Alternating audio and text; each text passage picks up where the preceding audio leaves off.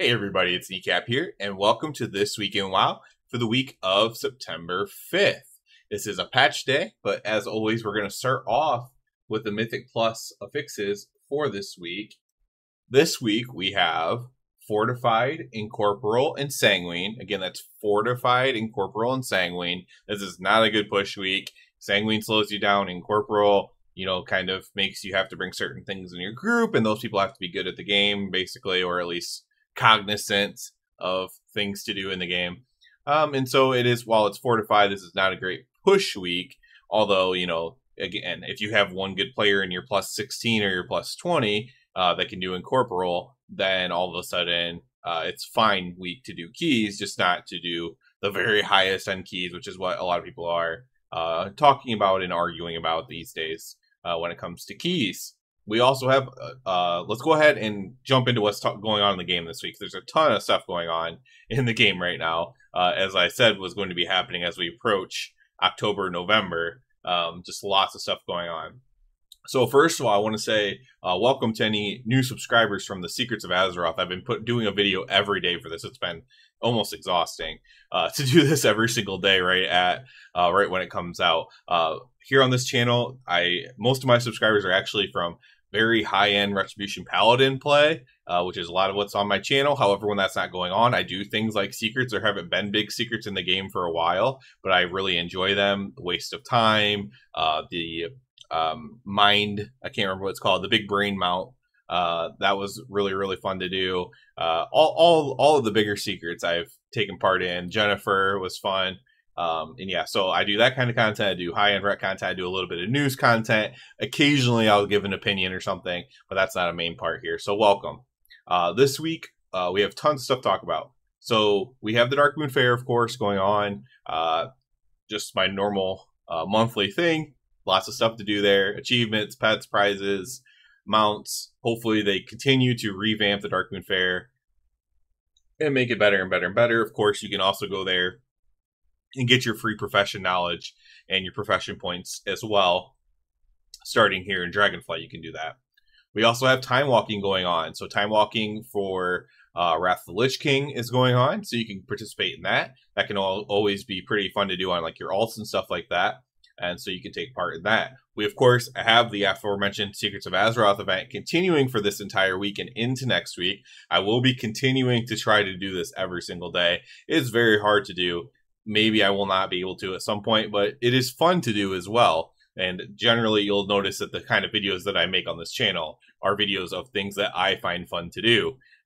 Like going in, for example, random thing on this channel that I put up is guides to do like old achievements in dungeons. Why? Because I think it's fun. And so I think the Secrets of Azeroth event is very fun. And so I'm going to continue to try to do that. And yeah, we have another full week and a couple more days of the Secrets of Azeroth event going on. We, of course, have the patch, which we haven't even talked about yet. The biggest things on the patch are the new Dream Surge events. There's some pretty cool rewards with the Dream Surge events. You can get, the normal stuff, of course, toys, mounts, and mount recolors, things like that. It's also a very good way to have catch-up gear for your alts. So this gear is full-blown, like when you upgrade it, up to like heroic raid level gear. When it's upgraded, right? You have to use the upgrade system.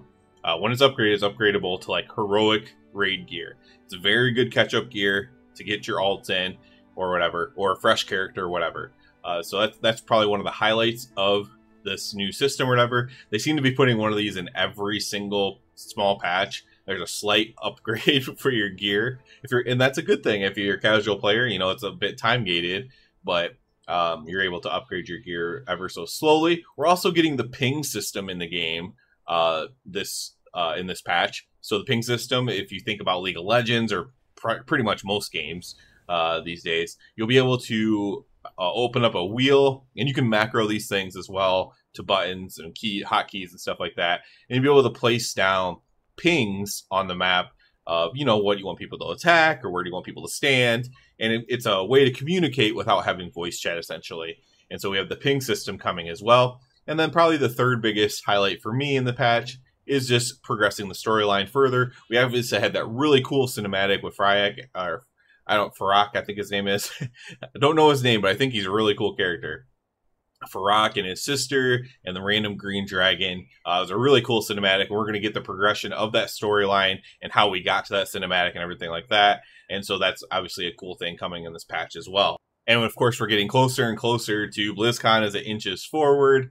We still don't have anything set for 10.2 yet. And like I said, I think that's because it's probably going to be after BlizzCon, but I could be wrong. But we're definitely getting to the point where like the raid hasn't been tested yet. It's getting to be that point where I think I'm going to be quite correct. I did a video predicting the date, and I ended up going with November 14th instead of November 7th, simply because I was just giving them an extra week after BlizzCon, essentially. But it could technically be later, but it's they're definitely going to be trying to push it through, so that way they can, the next time to release the expansion would be November or December of next year. So they do have to get the content out, but they are kind of on pace to do it. Even if this comes out in November, they're still on pace to kind of do that, especially if they don't mind releasing it in December, then they're definitely on pace to do it. So there's going to be all kinds of news coming out as we get closer to BlizzCon, as we hear when 10.2 is going to be. We're going to have Brewfest, a revamped Brewfest coming at the end of September. And so there's just tons of stuff to talk about, some stuff to do, coming off of a time where there was like nothing to do for like the last month in the game. So that's kind of how WoW works, where at the beginning of a patch, there's a ton to do. And then, then there's like nothing to do, and then it's another patch and there's a ton to do. That's just how most games work. But this even works like in the season itself. Like obviously the main patch, the 0.1, 0.2, 0.3, whatever, there's a ton of stuff to do. But then even though with the 0.5s and the 0.7s, there's quite a bit to do and quite a bit of stuff to talk about. And then of course you have announcements and pre-patches and all that kind of stuff. So this has been a very exciting week for me. And hopefully this continues. Hopefully everything keeps looking promising.